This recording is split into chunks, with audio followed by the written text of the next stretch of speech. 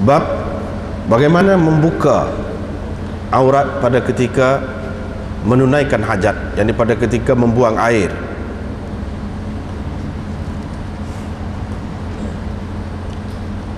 Dengan sanadnya Imam Abu Dawud meriwayatkan daripada Ibnu Umar bahawa Nabi SAW bila mahu qada hajat, baginda tidak mengangkat kainnya sehingga dekat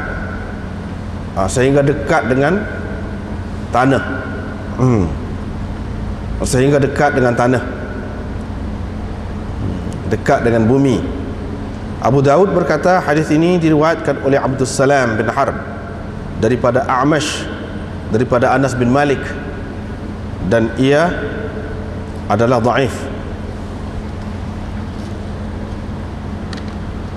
Bab larangan bercakap pada ketika membuang air.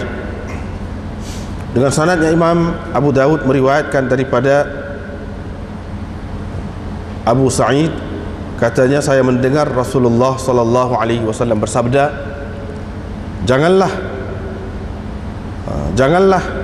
keluar dua orang lelaki untuk qada hajat dengan mendedahkan ataupun membuka aurat dan dengan bercakap-cakap, sambil bercakap-cakap, kerana Allah Azza wa Jalla yamqutu ala dhalik, murka atas perbuatan itu, kerana Allah Ta'ala murka terhadap perbuatan seperti itu. Abu Daud berkata tidak ada orang lain yang mengisnadkan hadis ini kecuali Ikrimah bin Ammar. Bab berkenaan dengan seseorang, adakah dia boleh menjawab salam pada ketika dia sedang buang air kecil. Dengan sanadnya Imam Abu Dawud meriwayatkan daripada Ibni Umar, katanya ada seorang lelaki lalu dekat Nabi SAW ketika baginda sedang membuang air kecil. Orang itu pun memberi salam kepadanya, tetapi Nabi SAW tidak menjawab, yakni salam, tidak menjawab salamnya itu. Abu Dawud berkata ada diriwayatkan daripada Ibnu Umar dan selainnya bahawa Nabi SAW telah bertayamum kemudian menjawab salam kepada orang itu. Dengan sanadnya Imam Abu Dawud meriwayatkan daripada Muhajir bin Qunfudh bahawa dia datang kepada Nabi SAW ketika mana Nabi sedang buang air kecil. Dia pun memberi salam kepadanya, tetapi Nabi SAW tidak menjawab salamnya, hinggalah baginda berwudu. Kemudian baginda menyatakan keuzurannya kepada orang itu dengan katanya, sesungguhnya aku tidak mahu, aku tidak suka menyebutkan nama Allah yang maha tinggi kecuali dalam keadaan suci. Atau dia berkata, itu lafaz saja berbeza, ala tuhrin atau ala tuharatin, yakni dalam keadaan suci. Bab berkenaan dengan seseorang yang menyebut Allah, mengingati Allah atau menyebut Allah dalam keadaan tidak suci. Dengan sanadnya Imam Abu Dawud meriwayatkan daripada Aisyah, katanya Rasulullah SAW menyebut Allah Azza wa Jalla atau mengingati Allah Azza wa Jalla dalam segala keadaannya. Babul khatam, ini bab cincin yang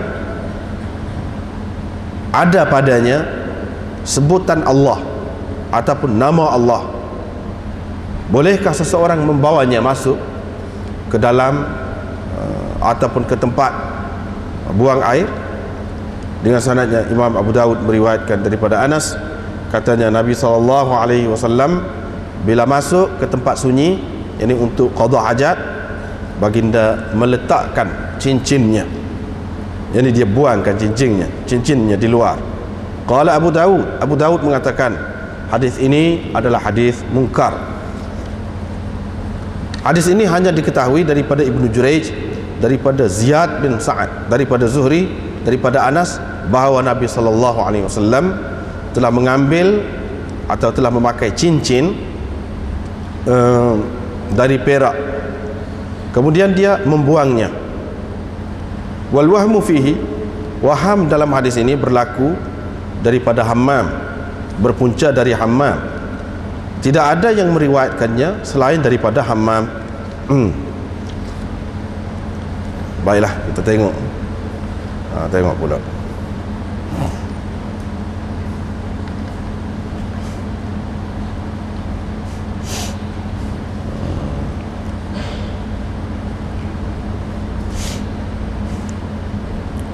Kaifat takasyuf indal hajah, yani bagaimana membuka aurat atau mendedahkan aurat pada ketika qada hajat. Yang ni di sini Imam Abu Daud nak sebutkan apa ni, adab lagi, adab pada ketika nak buang air, sama ada air besar ataupun air kecil. Ini termasuk dalam adab lagi. Seperti mana sebelum ni kita sudah maklum dah, Nabi SAW dia kata, innama ana lakum bimanzilatil walid, aku bagi kamu seperti ayah. Jadi sebagai seorang ayah, dia ajarlah benda-benda yang kecil-kecil, yang remeh-temeh begitu. Ini termasuk di antara yang dia ajar lagi. Cuma sebelum pada kita pergi kepada isi dia tu, kepada matan dia tu, eloklah kita bincangkan tentang sanad dia. Terutama apabila Abu Daud sebut sini, maknanya tujuannya yang sebut-sebut benda gini ni nak tukar cara sikit, tukar cara, nak tingkatkan sikit dari segi pengajian orang-orang kita, terutama pengajian hadis. Bukan sekadar baca matan saja, tidak. Dah kita baca kitab asal ni, kitab asal ni dia sekali dengan sanad, kita kena sebutlah sikit sebanyak berkenaan dengan sanad, biar kita berkenalan juga dengan perawi-perawi dia tu. Barulah kita tahu bahawa dalam kitab ni, orang panggil kitab sahih tu bukan semuanya sahih, ada juga tidak sahih. Walaupun orang panggil sahih, sihah sittah, 6 kitab yang sahih, itu mengikut hak kebanyakan, bukan setiap hadisnya. Macam dalam Abu Daud ni, termasuklah salah satu hak 6 tu Abu Daud ni kan, Sunan Abu Daud ni, tidak setiap daripada hadis-hadis yang tersebut dalam kitab dia ni sahih belaka, tidak. Ini daripada pengakuan dia sendiri. Inilah kita tak tahu. Baiklah, Zuhair bin Harb, itu adalah seorang yang terkenal thiqah, thabt, reka-reka lah setengah-setengah tu, thiqah dan thabt, seorang yang teguh dan dipercayai. Qala haddatsana Waki' anil A'mash an rajul. Waki' menerima hadis ini daripada A'mash. A'mash mengambil daripada seorang lelaki, an rajul, seorang lelaki. Siapa dia? Lelaki tu tak sebut. Ni benarnya, tak sebut nama, tak boleh dah tu. Dari segi ilmu hadis tak boleh, tak sebut nama lagu tu tak boleh. Siapa dia? Orang tu, orang lelaki tu siapa dia? Baik, di sini tidak disebutkan nama itu, tetapi kebanyakan ulama mengatakan yang orang yang tidak disebutkan nama ni, orang panggil dalam istilah kalau mustalah hadis, usul hadis, orang panggil mubham, al-mubhamat. Nama-nama orang yang sama nama dia. Dia sebut rajul, Abu Gani misalnya, siapa dia nama dia sebenar? Ataupun rajul dalam hadis ni, siapa dia ke yang dimaksudkan rajul yang samar itu? Sini. Kebanyakan ulama mengatakan hak ni hak tidak disebut nama ni, sebenarnya ialah Al-Qasim bin Muhammad. Qasim bin Muhammad bin Abu Bakar, yang ni cucu kepada Sayyidina Abu Bakar. Qasim ni terbilang sebagai salah seorang ahli fiqh, 7 orang ahli fiqh yang terkenal di Madinah. Salah seorangnya ialah Qasim. Dia orang alim besar, Qasim, cucu kepada Sayyidina Abu Bakar. Dalam Sunan Baihaqi ada tersebut. Sini tak ada lah. Dalam Sunan Abi Daud ni tak ada rajul gitu saja. Tapi dalam Sunan Baihaqi ada sebut dengan sanad yang lengkap, dan disebut nama orang hak celah tu. Di antara A'mash dengan Ibnu Umar tu siapa dia orang? Iaitu begini bunyinya. Ahmad bin Muhammad bin Raja' al-Massisi an Waqi' an al-A'mash an Qasim bin Muhammad an Ibni Umar radhiyallahu anhu. Ada sebut Qasim bin Muhammad. Maknanya hak celah tu ada.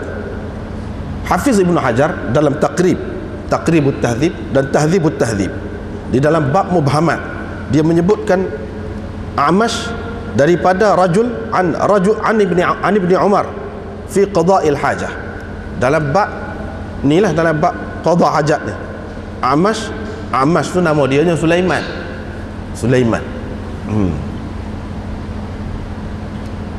A'mash itu gelaran dia.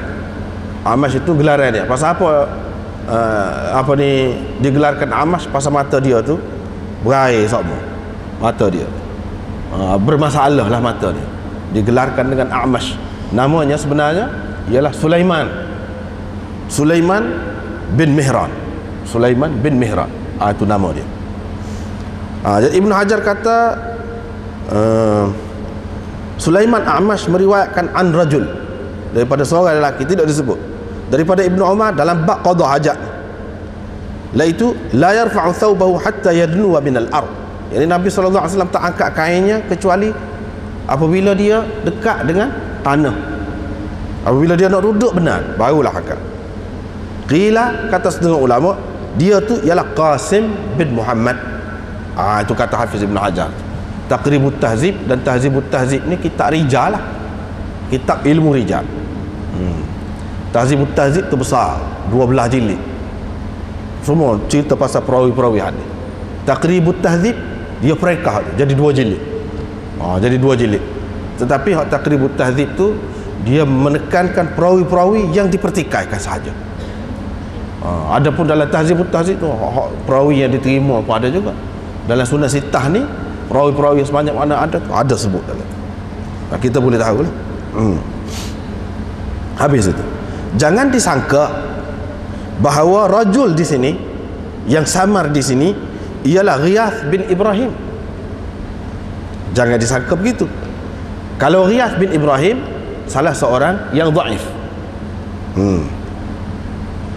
Sebab apa kita tak boleh sangka begitu? Ni kajian ulama ni begitu teliti. Dia kata sebab hak dalam riwayat A'mash, hak ada di celah dia tu Ghiyath bin Ibrahim bukan riwayat daripada Ibnu Umar, hak tu daripada Anas. Tu daripada Anas. Hak ni riwayat A'mash daripada Ibnu Umar. Hak ada Ghiyath bin Ibrahim tu di celah di antara A'mash. Lepas pada dia tu rajul, hak tu riwayat Anas, bukan riwayat Ibnu Umar.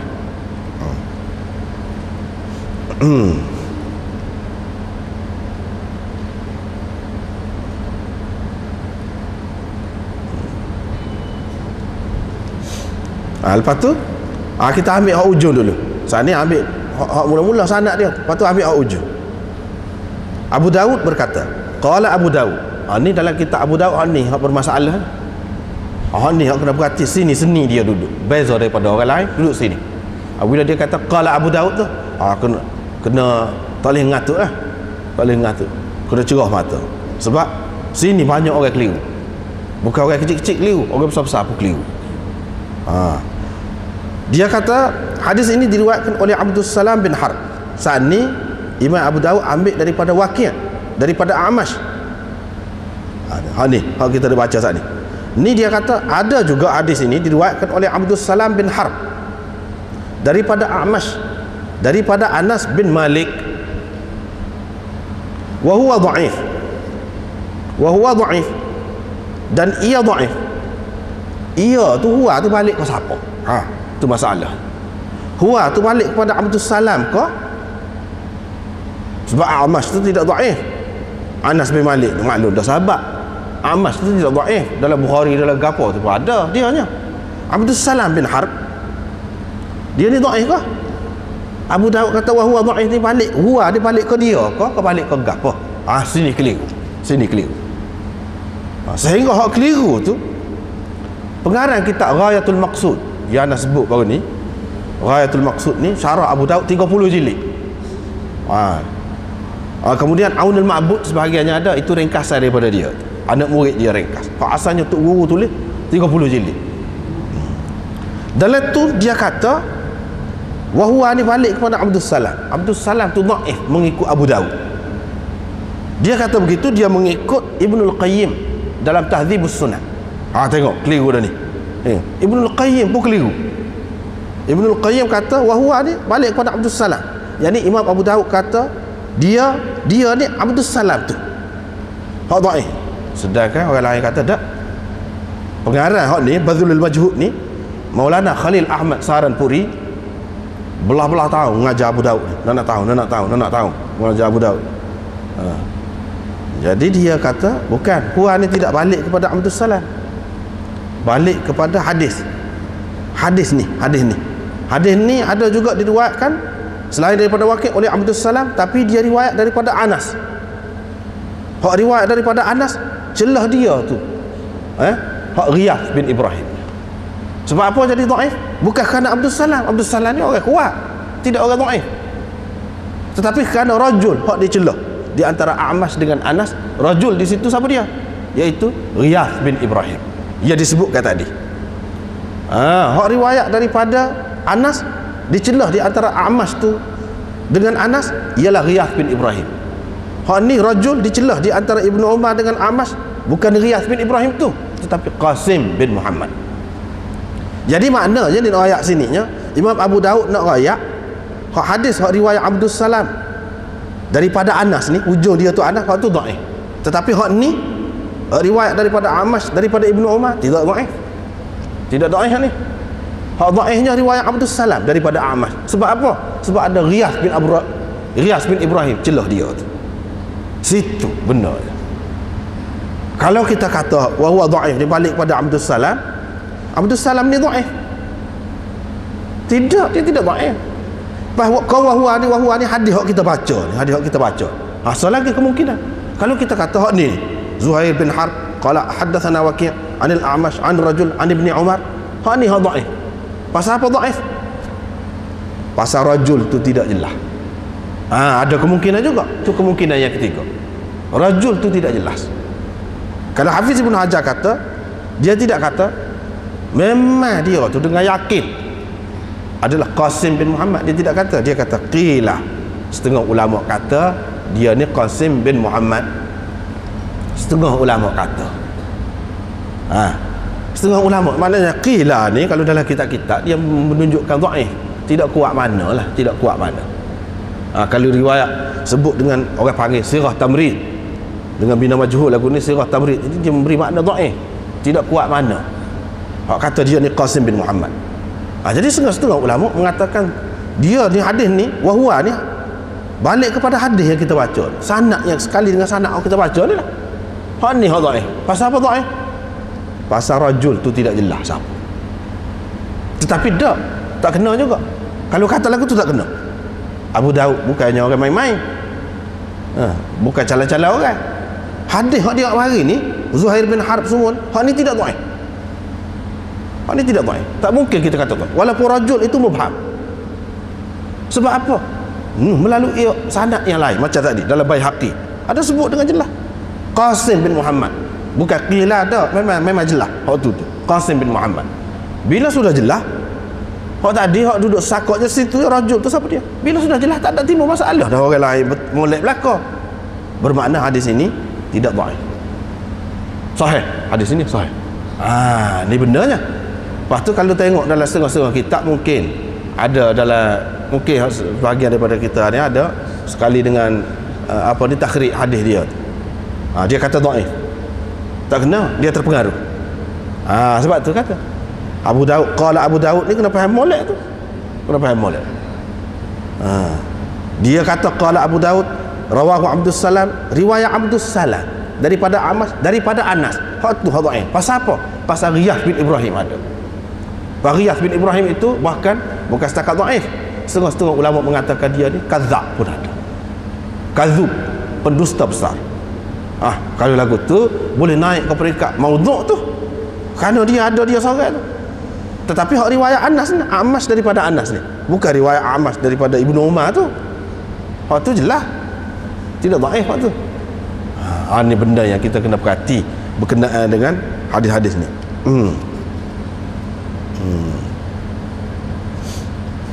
Sebab tu ni anda nak baca sikit lah, sebab ramai kan benda keliru ni.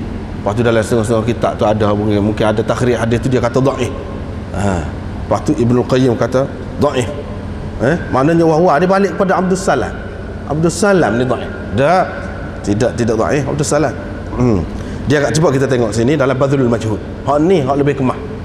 Dia kata ad-dhamir yarji'u ila al-hadith alladhi rawahu Abdus Salam bin Harb 'an al-A'mash 'an Anas, la ila Abdus Salam bin Harb. Dhamir ni balik kepada hadis, bukan balik kepada Abdus Salam. Qala fi darajat Mirqat as-Su'ud wa lam yurid tad'if Abdus Salam. Darajat Mirqat as-Su'ud, ini Sayuti. Dia kata Imam Abu Daud tidak bermaksud nak mendhaifkan Abdus Salam di sini. Dia kata saat ni dia tidak maksud nak mendhaifkan Abdus Salam. Sebab apa? Sebab Abdus Salam ini hafiz, thiqah, min rijalis sahihain, perawi Bukhari dan Muslim. Benar dia ni. Kalau Abu Daud kata cara tak pandai, benar lah Abu Daud. Huwa tu balik kepada Abdus Salam. Bagaimana? Dia ni hafiz, semua orang kata hafiz, thiqah, perawi Bukhari dan Muslim. Bahkan maksud dia, maksud Abu Daud nak mendhaifkan tariq orang yang mengatakan daripada Anas, kerana Amash tidak dengar daripada Anas. Kalau tidak sabit ada Riyah bin Ibrahim celah tu pun ulama mengatakan dia tak ada dengar apa-apa daripada Anas. Tiba-tiba dia kata an Anas, tak lagi, dia munqati, putus situ. Kalau kita terima Amash ni dakwa dia ambil daripada Anas, tak boleh juga. Sebab apa? Sebab munqati. Jelas ulama-ulama mengatakan Amash ni dia tak ada dengar apa-apa daripada Anas. Mesti ada orang lain. Pas ada orang lain tu siapa? Kalau ada Riyah bin Ibrahim, tak ada orang lain dah. Pasal Riyah bin Ibrahim tu orang tak pakar. Dengan sebab itu dia dhaif. Dengan sebab tu hadis ni dhaif. Kalau kita tak terima ada Riyah bin Ibrahim pun, siapa? Amash ni dia tak ada bertemu dengan Anas. Munqati dhaif lah. Kalau kita terima ada pun, hak ada tu orang tak pakar, tak boleh juga. Sebab tu Imam Abu Daud bermaksud nak dhaifkan tariq ni, tariq Abdus Salam ni. Bukan nak dhaifkan Abdus Salam tu sendiri. Tak. Sebab itulah Imam Tirmizi bila dia riwayatkan hak ni Amash daripada Anas ni, dia kata mursalan, secara mursal. Secara mursal. Amash ni riwayat daripada Anas secara mursal, yang ni putus. Dia tidak mari sanad celah dia tu.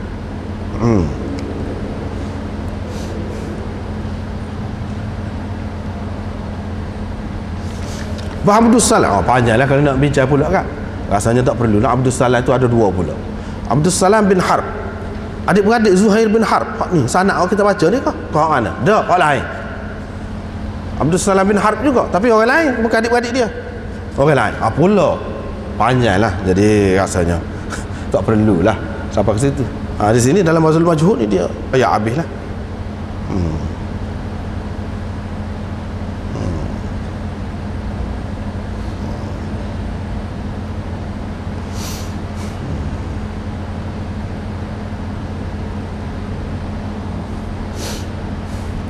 Dalam Tirmizi, Imam Tirmizi mari kedua-dua riwayat. Riwayat daripada Ibnu Umar, Amash daripada Ibnu Umar tak nak ni. Dan dia mari juga riwayat Abdus Salam daripada Anas. Dia mari kedua. Dan Imam Tirmizi kata kedua-duanya mursal. Bermakna bagi dianya tidak sahih kedua-duanya. Sebab dia mari secara mursal.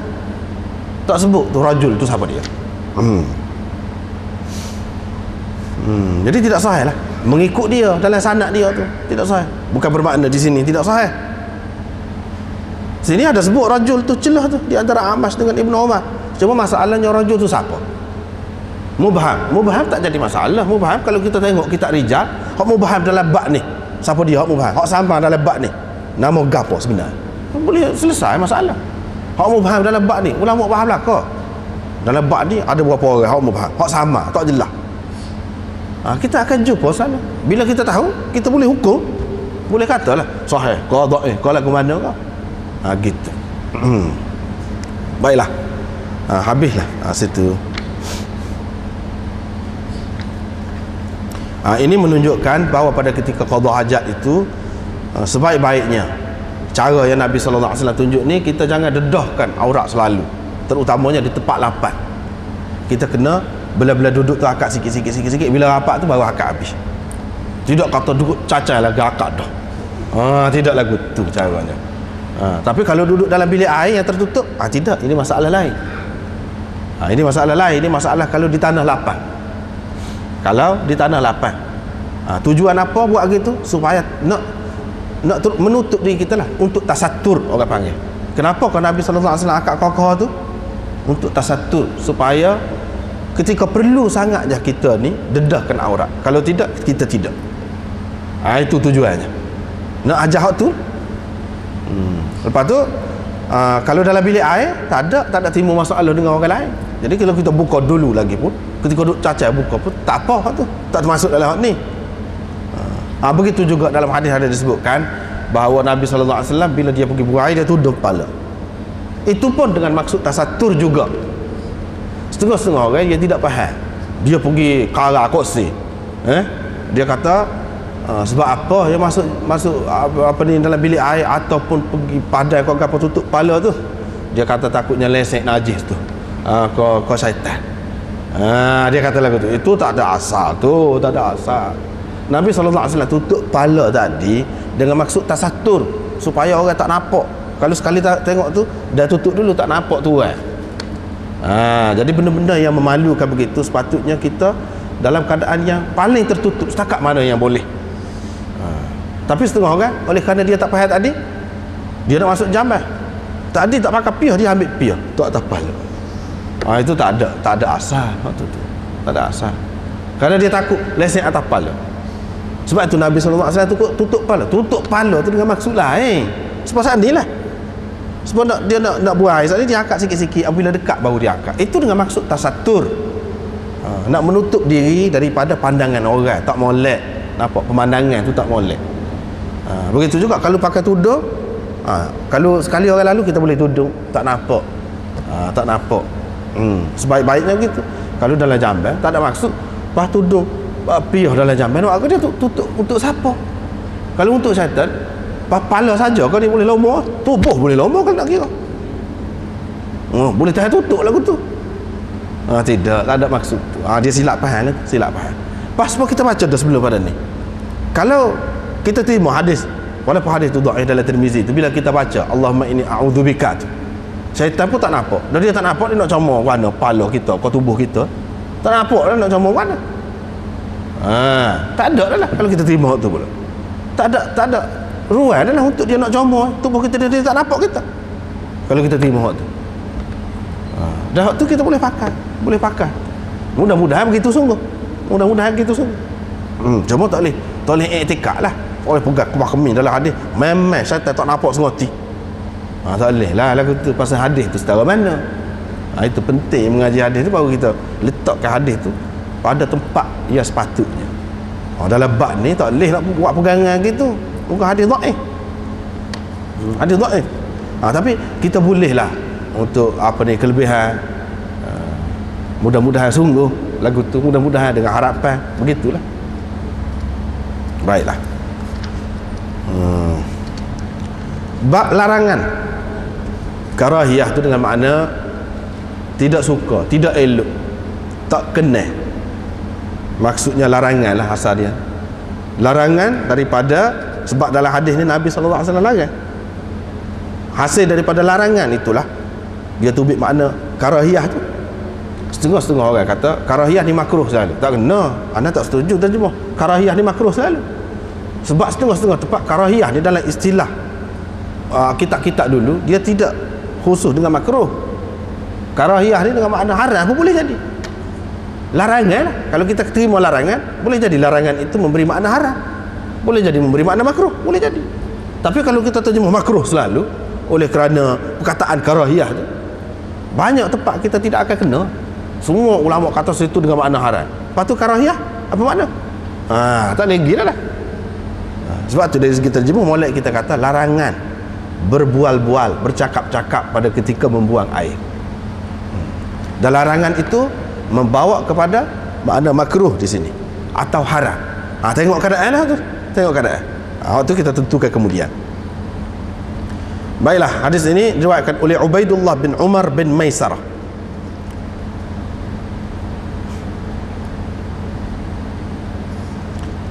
Haddatsana Ibnu Mahdi qala haddatsana Ikrimah bin Ammar. Ni siapa dia ni? Ubaidullah bin Umar bin Maisarah. Dia ni tak apalah, maknanya orang molek tak apa. Haddatsana Ibnu Mahdi, kata dia. Ibnu Mahdi cerita. Siapa dia Ibnu Mahdi? Dia sebut Ibnu Mahdi, Abdul Rahman Ibnu Mahdi.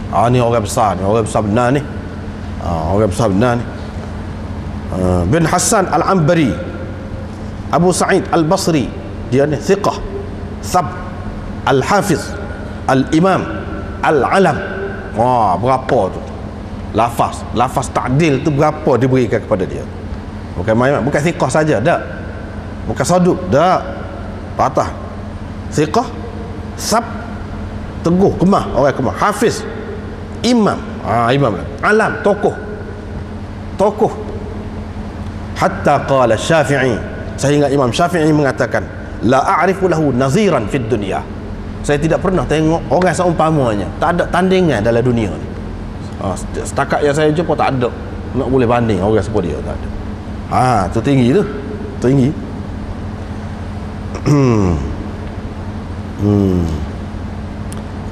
Qala haddatsana Ikrimah bin Ammar, daripada Ikrimah bin Ammar. Dia ni tidak berapa kuat mana. Tidak seperti tadi. Kadang-kadang ada tersalah juga dia. Dalam riwayat dia daripada Yahya bin Abi Kathir ada ittirab, ada kegoncangan. Ada tak tetap, sekali gini. Dia rajin berlaku begitu. Ibnu Hibban mengatakan dia ni termasuk dalam orang-orang thiqah.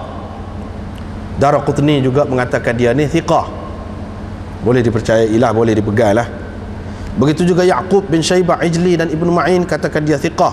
Dia kata thiqah, thabt. Ali Ibn Madini kata Ikrimah di kalangan ashab kita thiqah, thabt, orang yang boleh dipercayai dan teguh, kuat, kemah. Tapi kadang-kadang dia salah. Nak ayatnya orang kemah, orang gapo pun kadang-kadang dia ada juga salah. Dia ada juga. Dulu jumpa dah dalam Muslim dulu, anda pernah ingat dah riwayat Ikrimah daripada Abu Zumain. Waktu dipertikaikan oleh ulama, bahas panjang dah dulu. Tak apalah, kita tak simpannya. Daripada Yahya bin Abi Kathir,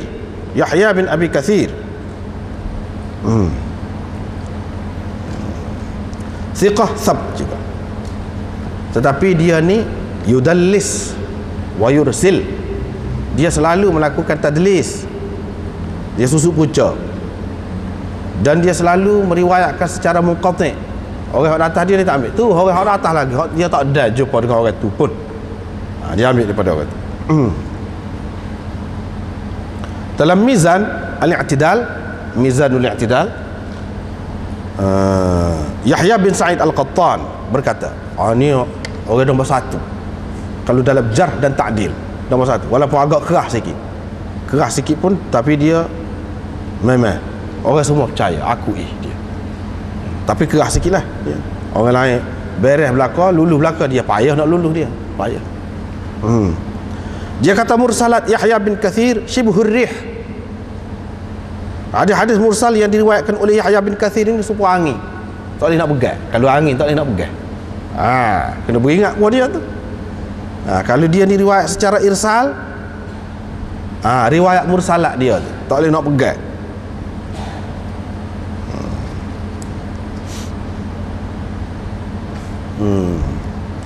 Tak apalah. Daripada Hilal bin Iyad, Hilal bin Iyad. Setengah kata Iyad bin Hilal. Macam-macam lah. Tak apalah tu beza pendapat. Setengah kata dia ni Ibnu Abdullah, setengah kata Ibnu Abi Zuhair Al-Ansari. Kebanyakan ulama mengatakan Zuhaili dan Abu Hatim Hilal bin Iyad itu agak lebih tepat sikit. Ibnu Hibban mengatakan dia ni thiqat. Tapi kita kena tahu lah Yahya bin Sa'id Al-Qattan. Ni nak belajar perawi ni sikit, belajar ilmu rijal sikit-sikit. Yahya bin Sa'id Al-Qattan orang kata dia kerah. Ibnu Hibban kan pengarang kitab Sahih Ibnu Hibban. Tu orang jenis mudah. Menapih dia. Dia luah. Tidak halu. Dia mudah kata thiqah pak orang. Dia mudah. Nak meluluskan orang dia mudah. Orang panggil mutasahil. Kalau lagu ni mutasahil. Mutasahil ni orang mudah-mudah lah. Mudah luluh kalau dengan dia. Tapi Yahya bin Sa'id tadi payah. Pahit lah. Kalau dia kata orang ni boleh percaya, maknanya boleh. Sebab payah. Tapi kalau Ibnu Hibban masih lagi orang pertikaikan. Orang kata dia ni mutasahil, banyak mudah-mudah.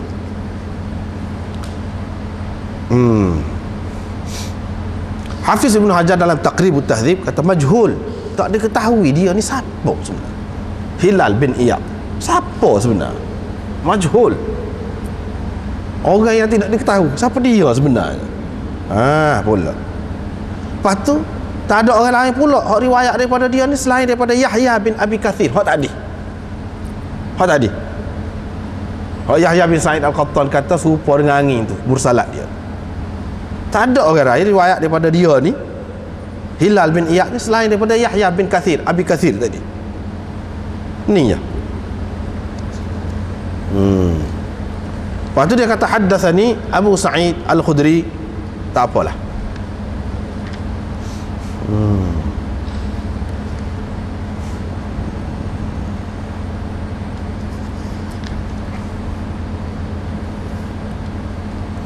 Imam Zahabi dalam Mizanul I'tidal lagi mengatakan Hilal bin Iyad atau Iyad bin Hilal ini la yu'raf, tidak diketahui siapa dia. Ni kalau dalam kita hadis ni, kalau ulama rijal tak kenal dia, tak tahu dia, tak lagi hadis tu, tak lagi dia hukum tak sahih lalu. Dhaif sekurang-kurangnya. Cara dia lagu tu. Saya tak tahu orang lain meriwayatkan daripada dia selain daripada Yahya bin Abi Kathir. Orang lain tak ada. Itu dia.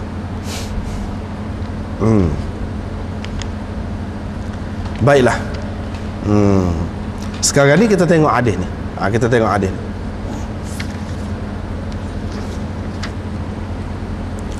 Lepas tu Abu Daud kata akhir ni. Ni hak ujung ni. Abu Daud kata, qala Abu Daud kata pula. Bila Abu Daud kata tu kena perhati molek lah. Tidak ada yang mengisnadkannya selain daripada Ikrimah bin Ammar. Yang mengisnadkan hadis ini sebut maknanya perawi-perawi ini dengan bersambung-sambung lagu ni, tak ada orang lain selain daripada Ikrimah bin Ammar. Pula situ Yahya bin Abi Kathir ni dia seorang aja ada riwayat daripada Hilal bin Iyad. Pas Hilal bin Iyad ni tidak diketahui siapa dia, majhul. Majhul ni ada dua, majhulul hal, majhulul ain. Majhul ain tak tahu dia tu, diri dia tu orang tak kenal, ada ke tak ada tak tahu. Tu majhul ain orang panggil. Yang kedua majhul hal, orang tahu ada, dia memang ada wujud dia tu, tapi keadaan dia lagu mana tak tahu. Orang jauh ke tak jauh, kalau ke mana tak tahu. Tak sih, tak boleh juga. Kedua-dua tak boleh. Kalau majhul ain, kau parok lagi kan lagu tu. Tak tahu tuan lah. Ni tahu tuan, tapi tak tahu keadaan dia tu lagu mana. Tak boleh juga. Sebab itulah ulama hukum hadis ini dhaif. Hadis ini dhaif. Nabi SAW kata la yakhrujir rajulan. Kita baca dengan nahi. La yakhruji. Nahi ghaib kita panggil. Nahi ghaib. Kalau kita baca la yakhruju boleh juga. La yakhruju dia dengan makna nafi. Nafi pun dengan makna nahi di sini. Nafi dengan makna nahi, bukan nafi saja. Bukan mana tak boleh. Boleh kalau nak buat. Pergi dua orang. Apa kak buka aurat kedua-dua berak. Belah berak tu buat. Boleh apa tak boleh? Tidak sakit perut. Kalau buat lagu tu. Jadi nafi di sini dengan makna larang. Tak boleh tu jangan. Maknanya jangan. Jangan dibuat lagu tu. Awak tak boleh buat. Tak boleh buat macam ni. Tak boleh buat. Itu maknanya jangan buat. Bukan makna tak boleh tu awak tak mampu buat. Tidak. Tidak boleh dua orang, atau janganlah dua orang lelaki keluar pergi untuk buang air besar dengan mendedahkan auratnya sambil berbuah-buah. Dalam hadis ini disebut dua orang lelaki. Paling tu kalau seorang lelaki seorang perempuan tak ada sebut. Kau tak boleh lah dia sebut ni, kira-kiranya tak apalah. Mungkin sama go kita kata. Tak boleh dah Ustaz. Kalau seorang lelaki seorang perempuan tak boleh juga. Dua orang perempuan tak boleh juga, serupa je. Hak tu kau pelik lagi. Maknanya tidak sesuai benar lah, tak, cara tak beradab benar lah kalau lagu tu. Perempuan sama perempuan atau perempuan dengan lelaki, cara tak beradab. Hak lelaki dua orang ni pun tak boleh. Kalau ramai lagi kau tak boleh. Kalau dua orang ni biasanya orang sunyi-sunyi. Dua orang ni antara dua orang rapat benar lah kita kata. Kalau ramai kau tak boleh lah. Tak boleh juga. Bukan makna sini dalam hadis sebut dua orang tak boleh. Kalau tiga boleh. Tak boleh faham lagu tu. Tak boleh faham lagu tu. Pergi nak buat air besar. Dengan apa ni? Mendedahkan auratnya. Tapi kalau nak buang air kecil boleh pergi dua orang. Ada. Bahkan Nabi SAW sendiri pernah buat. Dia panggil sahabat dia bila dia nak kencing. Dia suruh duduk cacat di belakang dia. Hak-hak kecilnya dia seorang saja yang buang air kecilnya dia seorang. Tapi sahabat dia suruh duduk di belakang untuk apa? Tasatur, supaya lebih tertutup. Daripada jauh orang tak nampak, lindung. Apa cara pun kena biar tertutup, lebih tertutup. Cubalah usaha ke arah itu. Tapi kalau buang air besar, dia melibatkan dedah banyak ni. Menyebabkan dedah banyak. Apa kalau hak buang air kecil, kalau hak ni duduk di belakang, belakang lah kita kata, tak nampak. Tapi kalau buang air besar, itu aib. Boleh jadi dia pergi cerita pula macam-macam pula benda-benda lain kepada orang lain tu. Itu tidak sesuai lah, nak jaga tu. Dengan mendedahkan aurat, di sini menunjukkan tak boleh dedah aurat, kena jaga. Ya tahaddatsan sambil berbuah-buah. Sambil berbuah-buah. Buah kau tak molek lagi, buah. Biasa ni orang zaman dulu kampung biasa lah dia buat lagu. Dia pergi buah air, lepas tu duduk buah belah-belah. Itu tidak molek, tidak sesuai dengan adab Islam. Kalau kita kata haram, haram lah. Tak boleh benar lah. Kalau kita kata makruh pun makna tak sesuai dengan adab Islam. Fa inna Allah azza wa jalla yamqutu ala dhalik. Kerana Allah azza wa jalla memurkai perbuatan seperti itu. Atau Allah SWT murka terhadap perbuatan seperti itu. Baik. Kalaulah hadis ini tidak dhaif, hadis ini hasan sekurang-kurangnya, dengan ada perkataan murka ni, dia tidak makruh. Allah SWT tidak murka atas perbuatan makruh. Dengan adanya perkataan yamqutu ni menunjukkan bahawa ini adalah haram. Sebab tu Allah SWT murka. Kalau tidak tak murka. Haram. Apa haram kah? Haram kah seseorang tu dedah aurat? Haram dia sebab apa? Kalau kita terima ini, haram. Haram dia sebab apa? Apa illat haram? Apa illat bagi hormat? Apa illat bagi haram ini? Setengah ulama kata pasal dedah aurat, orang lain tengok, dia haram. Sebab dedah aurat. Hak lain pula dia kata sebab buah duk kecek. Tengah buang air tu duk kecek. Sebab tu dia haram tu.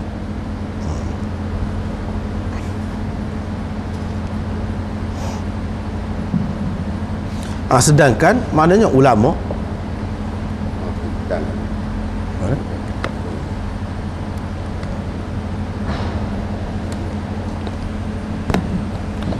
Sedangkan mana ulama mengatakan ni tidak sampai ke peringkat haram ni.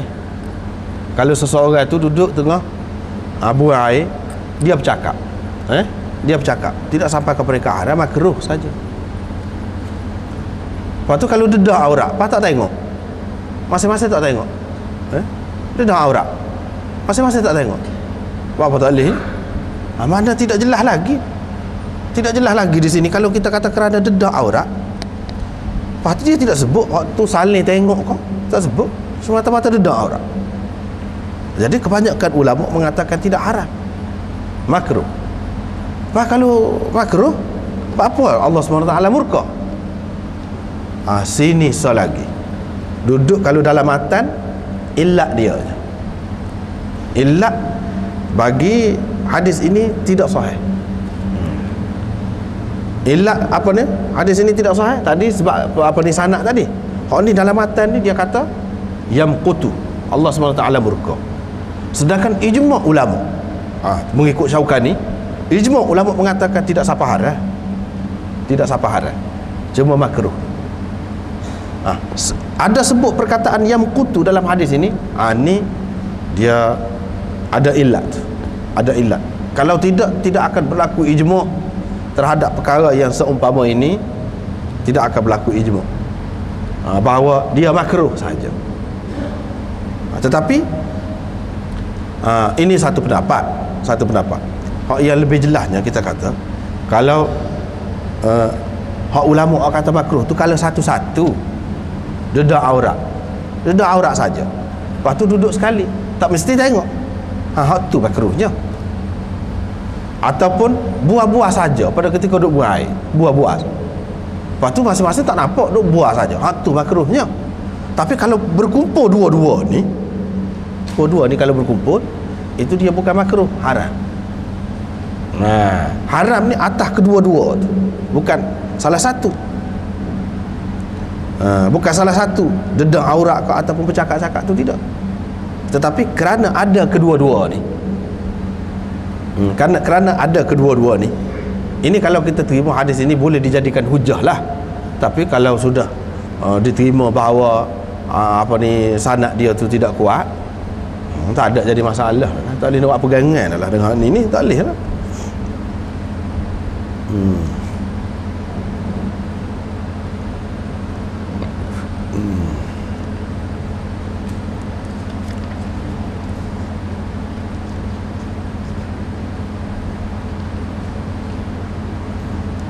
Ada juga ulama mengatakan di sini perkataan yamqutu ni, Allah SWT murka, tidak semestinya bila kata yamqutu ni memberi makna haram.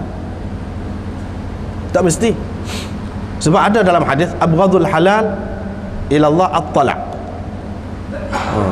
Perkara halal yang paling dimurkai oleh Allah ialah talak. Murka juga. Tapi adakah benda tu haram? Setiap yang dimurkai itu haram selalu? Tak mesti. Misalnya talak, dia halal, tidak haram, tapi dimurkai. Cuba juga di sini. Sebut murka pun tidak semesti makna haram selalu. Boleh jadi makruh.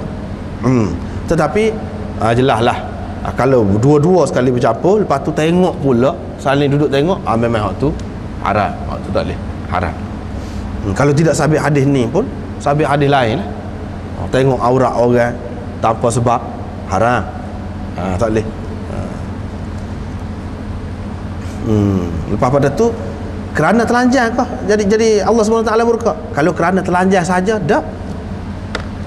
Kerana orang tengok, kerana orang lain tengok, tak ada sebab, kerana tu yang jadi haram dan berdosa. Tapi kalau telanjang saja, hak tu tidak, setengah ulama kata makruh pun tidak, harus boleh. Sebab apa? Sebabnya Nabi Musa sendiri pun pernah telanjang. Nabi Musa pernah telanjang. Dalam masyarakat dia memang orang telanjang belaka, pergi mandi sungai. Cuma dia tidak mandi sekali dengan orang lain. Itu Nabi Musa. Orang lain mandi ramai-ramai telanjang gitulah. Dia tidak. Lepas tu pokok dia pun kata, apa tak saya mandi sekali dengan kita ni semua ni. Dalam Bukhari, dalam Gapo adalah cerita tu. Apa tak saya? Dia ni batu besar berkali. Pakak kata. Sebab itulah pakai doa nganyi. Satu kali Nabi Musa mandi. Sungai. Dia mandi seorang dia, letak kain di atas batu. Batu tu buat lari. Batu tu buat lari. Batu buat lari, dia pun hambak batu. Berhenti kata dia. Saya ingat batu tu berhenti, dia pun bahaya. Batu, saya bekah batu. Dia pun ambil kain. Pada ketika tu orang tengok, orang kata. Jadi setengah-setengah ulama dia tak seterima hadis tu. Pasal apa? Mengaibkan, kata dia. Adakah Nabi Musa ni orang tengok aurat dia sampai lagu tu? Walaupun ada dalam Bukhari pun, kata dia, tidak sahih. Ini cerita Abu Hurairah. Kalau Syiah parok lagi, dia kata rekaan Abu Hurairah. Parok lagi. Dah betul dah tu dah. Sahih dah, tak ada apa satu. Abu Hurairah tak reka, tak apa, memang betul lagu tu. Bukan Abu Hurairah saja yang royak tu, ramai lagi orang lain. Lepas pada tu, ini nak menghilangkan keaiban yang orang duduk sebut-sebut tu. Aibnya kalau tidak nyata. Kalau nyata tu, bukan pokok dia tak jadi masalah. Sekala pun duduk mandi selanjang sama-sama pokok dia, dia tidak aib. Kalau mandi dengan bertelanjang masing-masing tengok pun tidak aib. Kalau Allah SWT tunjuk Nabi Musa pada masa tu dalam keadaan dia tidak anggap aib, apa aibnya? Itu pun sementara pada ketika tu nak menghilangkan hak dia kata tu, hak dia tuduh tu. Kalau tidak akan berpanjangan, akan berterusan lah sangkaan buruk dia tu terhadap Nabi Musa. Kalau dia tengok, dia tak ada pun orang buruk. Kita tengok dah aurat dia. Apa orang kata lagu tu, muka semua orang lagu tu. Tak timbul masalah. Aib ni kalau orang lain semua tutup, tiba-tiba nampak dia seorang, tu baru aib, baru jadi buah mulut orang. Ni tak ada siapa dia kecek. Supaya dibarak lah orang lelaki dengan orang perempuan salah. Siapa dia kata gapo, tak ada gapo, biasa aja dalam masyarakat dia. Dalam kita baru kita kata tak patut. Misalnya kita kata dalam masyarakat kita, dalam masyarakat dia tak ada gapo. Ni pun masyarakat dia tak ada anggap apa-apa kalau telanjang, kalau nak dedah aurat. Hak kita nak ayat tadi, Nabi Musa ni mandi telanjang ketika tak ada orang. Tak kira lah dalam bilik mandi kau atau sungai kau, ketika tak ada orang. Walaupun setengah orang kata ini syariat Nabi Musa, syariat kita tak boleh. Syariat kita tak boleh. Tak betul, tak kena lagu tu. Sebab tu kalau kita dalam usul fiqh, dia ada kan belajar syar'u man qablana, syariat orang sebelum kita. Lagu mana hukum dia? Kebanyakan ulama menerima lagu mana syariat sebelum kita ni. Kalau Nabi SAW tidak takwil, tidak ubah, tidak baiki, bahkan dia cerita, dia sebut gitu saja tanpa ada komen daripada dia, bermakna hak tu juga menjadi syariat kepada kita, boleh kita pakai. Hak zaman Nabi Musa ke Nabi dulu ke boleh kita pakai. Kalau kita kata ini pada anda lah, anda fahamnya pada anda lah. Orang kata kalau dalam bilik mandi tutup pun lebih moleknya pakai kain juga. Iyalah kalau nak pakai tak ada masalah. Tapi pada anda tak ada, supaya je dalam keadaan itu, supaya. Itu sah hadis. Bila seorang Nabi buat, patut Nabi SAW cerita, dia tak ada komen apa-apa, menunjukkan kita pun boleh buat lah dalam keadaan lagu tu. Dalam keadaan lagu tu siapa lebih kita kau Nabi Musa lebih? Takkan kita lebih daripada Nabi Musa? Siapa kita kata dalam bilik air pun nak pakai? Ada. Pada anak ada. Hak Nabi Musa buat tu memang molek. Kita kalau nak buat lagu tu pun tidak jadi kurang, tidak jadi makruh, tidak jadi gapo. Sebab apa? Pasal Nabi buat. Tu sah. Yang kedua, dalam kitab ni pun dia sebut ni pasal majhul. Nabi SAW mandi dengan Aisyah. Kira-kiranya kalau mengikut hukum fiqh tidak salah. Dan dalam hadis pun sebut tidak salah. Mana kalau seorang tu tengok aurat isteri dia tengok aurat dia, tidak jadi masalah. Pas maklum ni dalam di sini dia sebut, iaitu ni Muslim, Nasa'i meriwayatkan daripada Aisyah, kata dia, kuntu aghtasilu ana wa Rasulullah sallallahu alaihi wasallam min ina'in wahid fayubadiruni wa ubadiruhu hatta yaqul da'i li wa aqul ana da'li. Ini lafaz Nasa'i. Lafaz Muslim dia kata kuntu aghtasilu ana wa Rasulullah, begitulah lebih kurang saat ni juga. Mana aku mandi dengan Rasulullah sallallahu alaihi wasallam dengan mengambil air daripada satu bekas yang sama. Lepas tu berebut badidda dia dulu, sehingga aku kata tinggal aku ketek.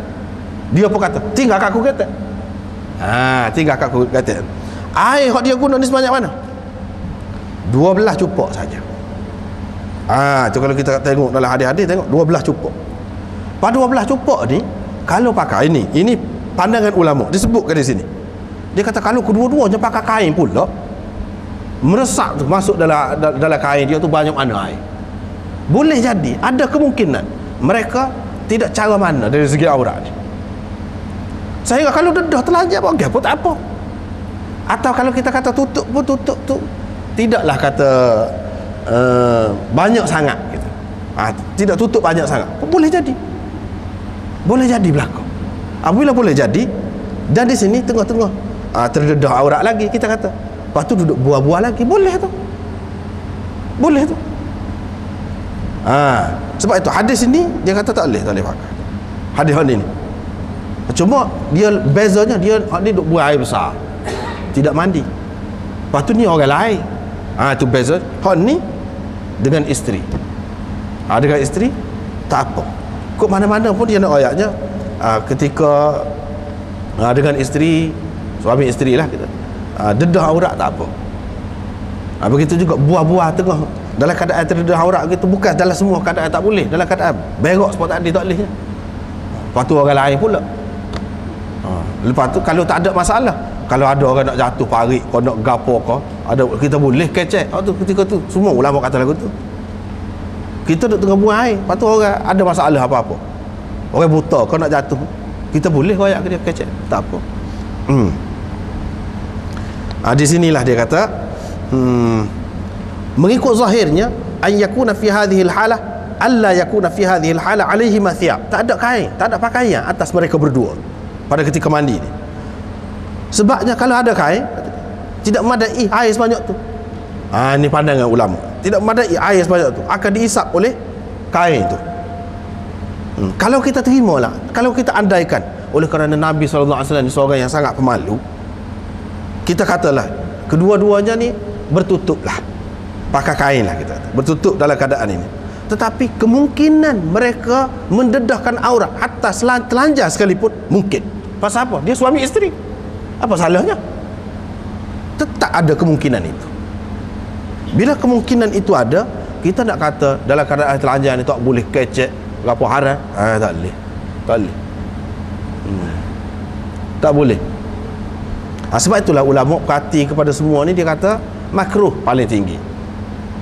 Pada ketika buang air besar tadi pun makruh. Jadi larangan tadi karahiyah. Karahiyatil kalam, larangan bercakap tadi apa makna? Larangan tu dengan makna makruh, bukan haram. Bukan haram.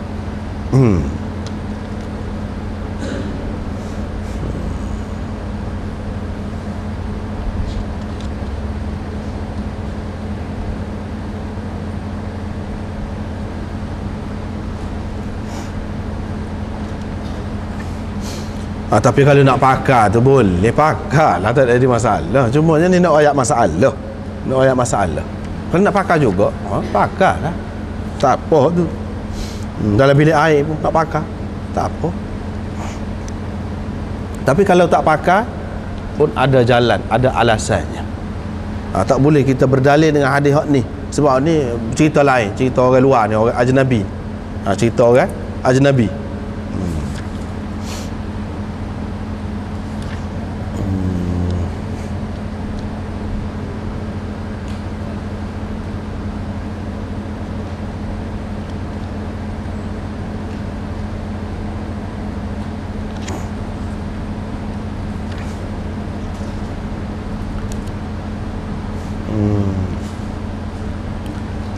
Jadi hukum hak ulama kata apa ni? Hukum hak ulama kata makruh ke atau kata haram, dia tidak boleh bersandar kepada hadis hak ni. Tak boleh. Pasal apa hadis ini dhaif? Dhaif tak lagi. Paling tinggi sebagai penyokong saja, penyokong kepada hak lain-lain.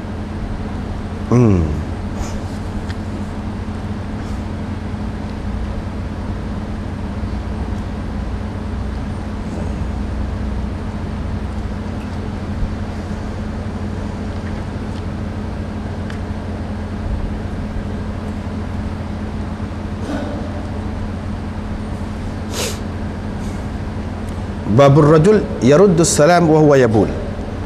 Ini bab seorang tu menjawab salam pada ketika dia kencing. Bolehkah? Ini dalam kitab ni, dalam setengah nuskhahnya dia kata ayaruddus salam dengan hadaf haraf istifham. Bolehkah? Adakah?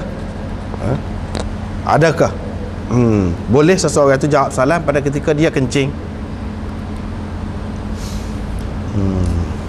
Lepas tu dia marilah sanad ini. Nabi SAW, ada orang lalu dekat dia, dia sedang buang air kecil. Orang tu pun beri salam kepada dia, dia tidak jawab. Abu Daud berkata, diriwayatkan daripada Ibnu Umar dan selainnya bahawa Nabi SAW tayamum, lepas tu dia jawab salam kepada orang itu. Itu sah hadis. Yang keduanya, disebutkan siapakah yang memberi salam itu, iaitu Muhajir bin Qunfudh, seorang lelaki yang dikatakan seorang lelaki itu. Dia pergi dekat Nabi SAW ketika Nabi sedang buang air kecil. Dia pun beri salam kepada Nabi.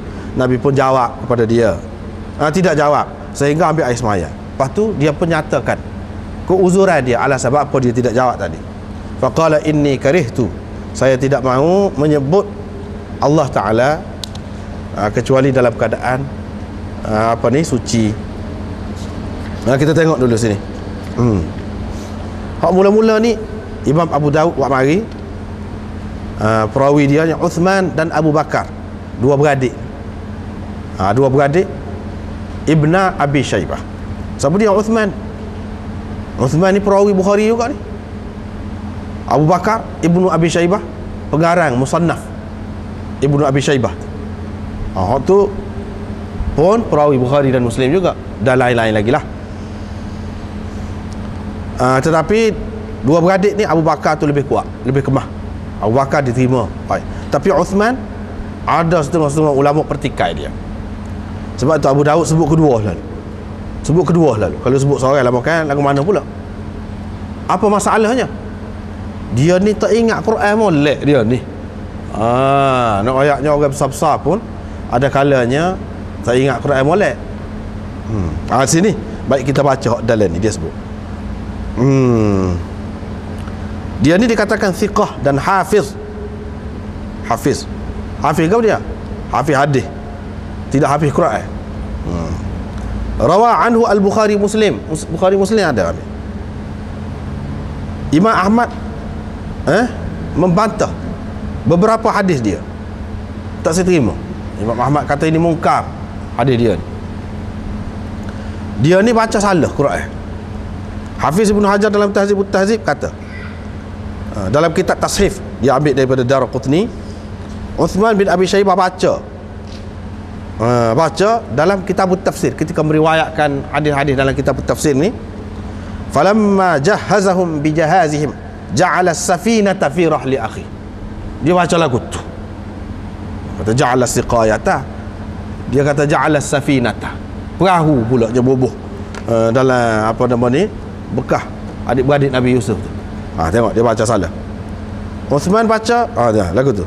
Bila orang kata ja'ala siqayata fi rahli akhi, dia kata saya dengan adik-beradik saya Abu Bakar tak baca mengikut qiraat Asim, kata dia. Pas qiraat mana baca lagu tu ya? Tak ada. Ni setengah ulama kata buat apa lagu ni ni? Buat apa lagu ni? Setengah-setengah ulama tak saya terima langsung ni. Walaupun dalam Bukhari pun tak sih. Buat apa lagu ni mo ni? Dia kata. Tapi kebanyakan ulama terima lah. Ni kalau nak bicara ni panjang lah pula. Orang kata wattaba'u ma tatlu syayatin. Orang baca, dia kata wattabi'u ma tatlu syayatin. Punah makna tu lagu tu. Wattabi'u, suruh turut pula syaitan baca. Kalau wattabi'u, kalau wattaba'u, mereka tu nak cerita, bukan Tuhan suruh tu. Ni kalau wattabi'u amar bikasril ba, dia baca dengan pakai bawah. Lepas tu lagi, bukan sedua kesilapan dia. Ni ada lagi dengan sanad ni mari. Dia baca dalam kitab tafsir, Alif Lam Mim, tara kaifa fa'ala rabbuka bi ashabil fil. Alam tara tu dia baca Alif Lam Mim ke dia. Parok tu, parok. Alif Lam Mim, tara kaifa fa'ala rabbuka bi ashabil fil. Sebab tu ulama-ulama kata apa ni, kau nak kena lah kuana ni. Itu panjang cerita, ada tak saya bahas inilah. Dia baca supaya awal Baqarah, Alif Lam Mim, betul lah, Alif Lam Mim, baca lagu tu. Sebab tu ulama kata dia ni tak apa Quran ni, baca pukul kan ni agaknya lagu ni. Tapi Abu Bakar, adik-adik dia tu, dia tu tak apa. Dia tak apa. Molek. Lepas tu Umar bin Sa'ad, ambil daripada Umar bin Sa'ad. Dia ambil daripada Sufyan Ats-Tsauri. Dia ambil daripada Dhahhak bin Uthman. Dhahhak bin Uthman. Ini pun orang dipertikaikan juga. Orang kata dia ni saduq yahimu. Saduq tapi kadang-kadang dia keliru, celaru sikit. Ibnu Ma'in kata dia thiqah. Abu Daud dan Ibnu Sa'ad kata dia thiqah. Tapi Abu Zur'ah kata tak kuat. Abu Hatim kata boleh ditulis hadis dia, tapi nak hujah tak boleh. Wala yuhtaju bihi. Nak tulis boleh, nak hujah tak boleh. Wa huwa saduq istilah. Inilah. Ibnu Abdul Bar kata kathirul khata laisa bihujjah. Banyak salah dia ni. Bukan hujah. Layyanahu Yahya Al-Qattan. Yahya kata dia ni lemah. Dia kata dhaif. Yahya bin Sa'id Al-Qattan siapa ke dia? Dhaif. Maknanya ada dhaif sini. Daripada Nafi'. Tak apalah ni tak apa. Daripada Ibnu Umar. Nabi SAW, kalau kita terima hadis ini, mengikut orang yang terima lah. Kita kena faham hadis ini, orang ni kata sahih, mengikut dia, penilaian dia. Tapi kalau macam Yahya bin Sa'id Al-Qattan ni, bila dia kata dia ni dhaif, ada seorang je hak dhaif, bagi dia dhaif dah tu. Beginilah kaedahnya. Kena faham. Maka kita kata mana orang ni kata sahih, orang ni kata dhaif. Masing-masing. Ini masalah ijtihad. Supaya masalah fiqh juga. Cuma ni ijtihad berkenaan dengan satu orang. Orang ni kata dia ni molek, orang ni kata dia tak molek. Orang ni kata dia kuat, orang ni kata dia tidak kuat. Bagi orang yang kata tidak kuat tu, dia tak boleh fakat. Memang dhaif bagi dia hadis ini. Tapi kalau dia pakai juga hadis, isi dia ni dia pakai juga, dia tidak berdasarkan tarik ini, jalan riwayat ni tak melalui hak lain. Dia kata sahih, lepas tu dia kata dhaif. Kadang-kadang kita jumpa orang yang sama pula, dia kata hadis ni sahih pula. Sahih tu mengikut tarik lain, sanad lain. Sanad ni dia kata dhaif. Ni yang payah. Kita nak tahu sebenarnya dari segi keseluruhan, kalau tengok kepada semua hadis-hadis, banyak jalan dia tu ada sampai ke peringkat sahih, maka ulama katakan sahih. Sahih. Tapi bagi orang yang tak ada tarik banyak, kalau ada ya jalan dia, sanad dia, lepas tu ada dalam tu orang yang dipertikaikan, orang yang kata dia dimolek, dia terima je. Orang lain kata tak molek, dia tak terima dah. Kok mana-mana apa, tak ada jalan dah dia untuk dia nak kata hadis ni sahih ke pula. Tak ada jalan, kecuali ada sanad lain. Kalau ada sanad lain, tengoklah. Kalau ada sanad lain, begini caranya. Payah kalah lah, payah.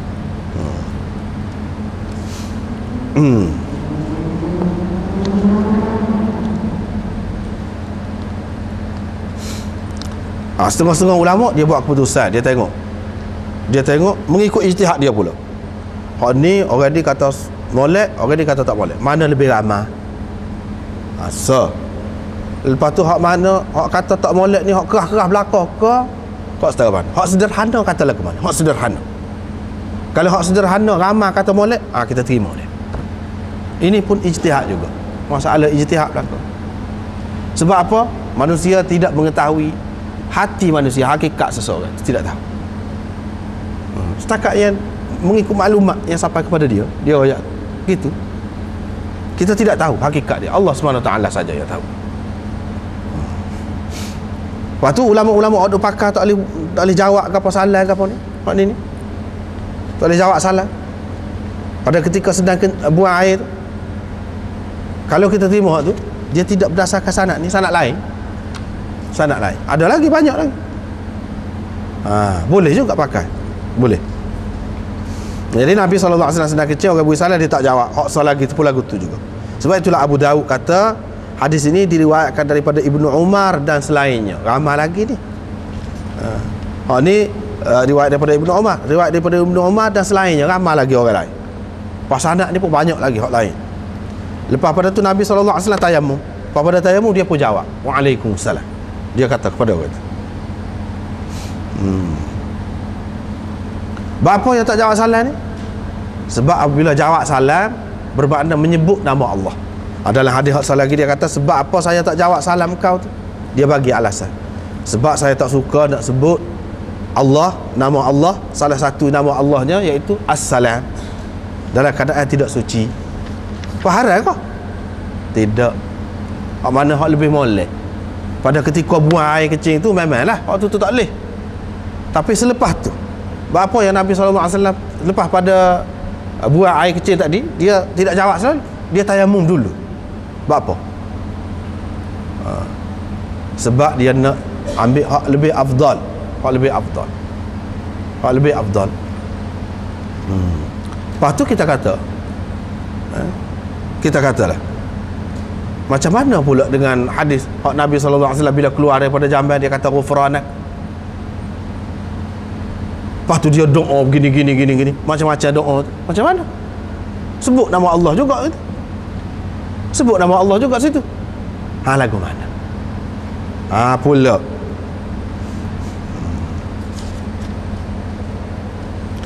Jadi ulama bahas pula. Dia kata zikir ataupun doa sebut nama Allah ni dalam dua keadaan. Ada dua keadaan. Satu, doa ataupun zikir itu yang khusus dengan waktu tertentu. Ada doa ataupun zikir yang tidak khusus dengan waktu ataupun keadaan tertentu. Doa yang khusus dengan keadaan ataupun tempat tertentu, hak tu tak apa kalau kita sebut. Misalnya lepas buang air, nak masuk ke bilik air, ataupun pada ketika seseorang tu jimuk misalnya, dia ada baca-baca, ada dalam hadis-hadis, bahkan tengah jimuk tu pun ada baca-baca. Ada juga, walaupun kebanyakan ulama tak terima hak tu, dia kata sebelum saja. Lepas tu dalam keadaan ada aurat pun tak apa. Hak ni ada ketika-ketika tertentu, tetapi hak tidak khusus dengan waktu tertentu macam bui salat, hak tu tak boleh. Hak tu tak boleh kita nak sebut. Kita nak bui salam kat orang, nak jawab salam. Pasal salam ni dia tidak khusus dengan masa ataupun keadaan tertentu. Dia bagi pula gitu. Hak ni termasuk salam ni tidak khusus dengan waktu.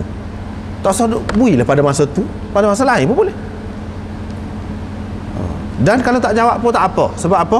Sebab ini tidak khusus dengan waktu tu. Salam ni nak jawab salam ni tidak khusus dengan waktu tu, bukan pada masa tu. Orang kata Waalaikumsalam. Jadi kalau kita tak baca pun, tak sebut pun tak apa. Itu ulama buat pembahagian begitu. Tetapi ada juga ulama mengatakan, inilah apabila kita belajar kita hadis ni kena ingat sekara, sekara nak bagi peringatan. Banyak pendapat. Dia tidak supaya kita ngaji kitab fiqh. Kena beringat selalu. Kalau ngaji kitab fiqh, kalau fiqh Syafi'i, hak tu lah. Hak tu. Tak kira dah pendapat orang lain. Kalau kita ngaji kitab hadis, kita mesti kena terima daripada awal lagi. Kalau tidak, tak boleh. Susah kita, susah. Masalah. Sebab apa? Ni lagu ni. Memang pasal dia dah. Kalau mengaji hadis kena terima hak tu dulu. Setengah ulama mengatakan, dia kata ini salah satu ilat yang terdapat dalam hadis ni. Pasal apa? Banyak dalam hadis yang lain dia sebut Nabi SAW dalam keadaan kotor, dalam keadaan tidak suci, tak ada air sembahyang, dia baca doa apa? Hadis ni kata tak boleh. Sedangkan hak tu lebih kuat lagi, lebih tinggi lagi kedudukan. Pula. Tetapi hak sebaik-baiknya padahal hak ni sahih juga. Cumanya sepakatan tadi lah ulama buat pembahagian tadi. Hak tu doa khusus. Doa khusus tu dalam keadaan tak ada air sembahyang pun memang dia kehendaki begitu.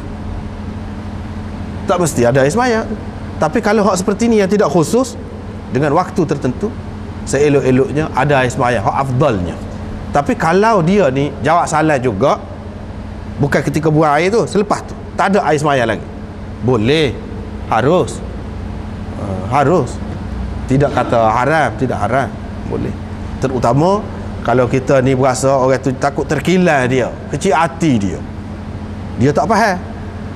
Yang kita buat tadi tak jawab tadi buat apa? Dia kata kita ni sombong kau macam mana kau?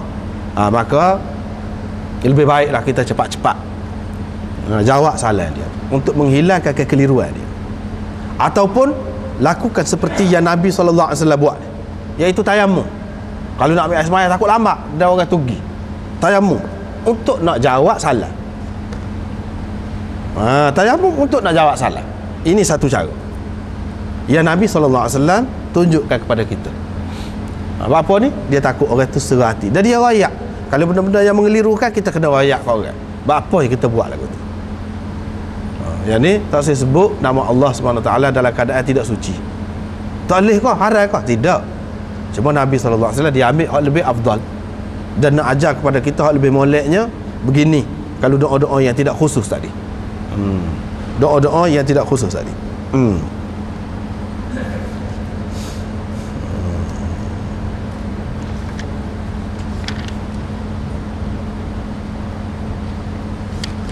Lepas tu kalau tayamum, tayamum tak apa ni, tayamum tidak semestinya tayamum ni mana pada ketika tak ada air baru boleh tayamum. Dalam perjalanan baru boleh tayamum. Kalau duduk di rumah kita tak boleh tayamum. Tak. Hak ni kes lain, kes lain. Boleh tayamum. Nak cepat jawab. Kalau tidak jadi lambat, orang tu degi. Boleh tayamum. Walaupun tidak sakit, walaupun tak ada apa-apa masalah, walaupun duduk di tempat kita, walaupun ada air, tapi kalau kita nak ambil air sembahyang makan masa. Itu saja sudah mengharuskan kita tayamum. Ni untuk ni lah, bukan tayamum untuk sembahyang. Tak. Tayamum untuk ni. Tayamum untuk ni. Sebab itulah dalam fiqh Hanafi gapo dia kata, duduk dalam masjid kalau orang tu berjunub lah, katakanlah berjunub, tidur tu mimpi, moleknya dia tayamum dalam masjid dulu sebelum keluar. Kita kata tayamum lah ke mana? Tak? Itu kena pekoh dia lah, pekoh dia. Rakyat ni kalau capik tak boleh. Bahan atas ni dia ada debu sikit sebanyak ni, madai dah bagi dia. Mengikut pekoh dia lah, mengikut pekoh dia rakyat tu. Sebab itulah Auza'i mengatakan bagi orang yang berjunub. Ni Auza'i, Imam Auza'i, salah seorang mujtahid juga. Dia kata, ni masalah dia, mazhab dia. Dia kata kalau seseorang itu berjunub, waktu dia sedar tu nak habis dah subuh, katakanlah. Kalau dia pergi mandi, keluar waktu, tak ada. Bagi orang yang seperti ni, boleh, kata dia, tayamum sembahyang. Boleh, kata dia. Ini mengikut pendapat dia. Mengikut pendapat dia. Takut-takut terlepas waktu. Bagi dia jaga waktu tu lebih besar lagi. Lebih besar lagi daripada mandi tu. Kalau mandi habis waktu, mengikut pendapat dia lah. Lepas tu ni sikit lagi, ulama-ulama buat kesimpulan lah daripada banyak-banyak ni. Dalam keadaan lagu mana jawab salah ni wajib, tetapi dalam keadaan lagu mana tidak wajib, jadi tidak wajib. Ada beberapa masalah. Ni dia bagi dalam bentuk syair di sini, banyak syair di antaranya raddus salami wajibun illa ala man fi salati au bi aklin syaghala, dan seterusnya. Itu pun banyak rangkap juga syair itu. Ni syair yang ada di sini.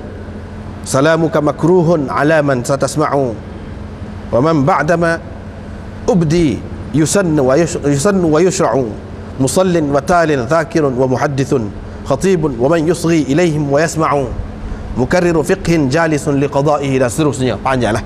Jadi ada beberapa orang ni hak ni makruh kita beri salam. Kita sendiri ni kena pandai lah, orang nak jawab salam tu hak juga dia. Pasal ni lah jadi kena tayamum dulu, kena royak pula. Kita kena tahu orang dalam keadaan lagu ni tidak sunat beri salam, bahkan makruh. Bahkan makruh. Dan orang yang dalam keadaan lagu ni tidak wajib jawab salam. Kalau dia tak jawab pun tak apa. Nabi SAW jawab ni, ini dia ambil hak lebih baik. Kalau tak jawab pun tak dosa, tak jawab pun. Kalau Nabi SAW tak jawab sini pun tak apa. Iaitu siapa dia? Yang pertama orang tengah sembahyang. tak usah duk beri salam lah ke dia. Kalau dia tak jawab pun tak apa, bahkan beri salam tu makruh. Orang sedang ngaji Quran, yang kedua. Yang ketiga, orang sedang berzikir. Yang keempat, orang sedang mengajar hadis. Apa kita mengajar hadis? Khatib sedang berkhutbah. Dan orang yang duk dengar khatib duk khutbah tu, makruh juga. Tak usah beri salam.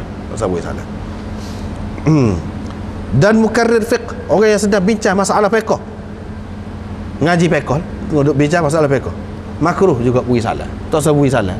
Kalau beri salam dia tak jawab pun tak usah kata apa, tidak wajib atas dia. Dan orang yang duduk sedang memutuskan kes dalam mahkamah kau apa kau, itu pun tak boleh juga. Dan orang yang sedang bahas fiqh pula, kaji fiqh pula, biarkan mereka liam fa'u, kata dia, supaya mereka dapat memberi manfaat kepada orang lain. Ni duduk ganggu beri salam, kakak beri salam, sibuk nak jawab salam. Muazzin tu tengah bas beri salam, tak boleh. Seterusnya muqim, orang duduk tengah khamak, tak boleh juga. Mudarris sedang mengajar, ikutlah mengajar apa. Ajnabiyat, al-fatiyat, perempuan-perempuan ajnabi yang muda-muda, tu tak boleh. Orang sedang main catur dan sebagainya, duk main teruk, makruh juga beri salam pun. Tak payah beri salam. Dan hal serupa-serupa tu lah. Dan orang yang sedang duduk berseronok-seronok dengan isteri dia, kita ganggu dia pula dengan beri salam, tak boleh. Begitu juga orang kafir dan orang yang mendedahkan aurat dia, tak boleh, makruh. Itu beberapa hal lah. Orang yang sedang buang air, supaya sedang buang air besar atau buang air kecil, termasuk juga. Beberapa banyak belah-belah. Jadi kita kena jagalah. Ini ulama faham daripada kesimpulan kesemua hadis lah, dia buat kesimpulan. Lagi hal lain itu pun lebih kurang itulah, nampaknya setakat itulah, wallahu a'lam.